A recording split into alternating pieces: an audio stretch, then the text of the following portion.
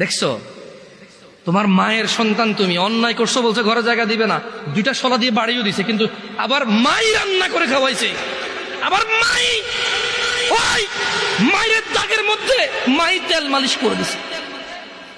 মুসলমান হয়ে মরো ভাই।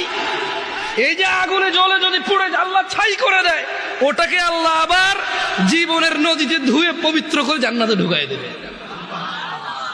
আল্লাহর হয়ে মরো, আল্লাহর হয়ে মরো, সালাত ছাড়া বিকল্প নাই। আমি কি তোমাদেরকে জাহান্নামে ফেলতে আসছি এটাকে মনে করো?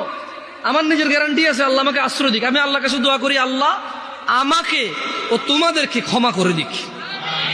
আমাকে আমার যত গুনাহ আছে, তোমাকে তোমার যত গুনাহ আছে, আমার মতো করে আমার যে যে গুনাহগুলো আছে, তোমার মতো করে তোমার যা যা গুনাহ আছে, আল্লাহ সবগুলো মাফ করে দিক। আমি এই দোয়া করি।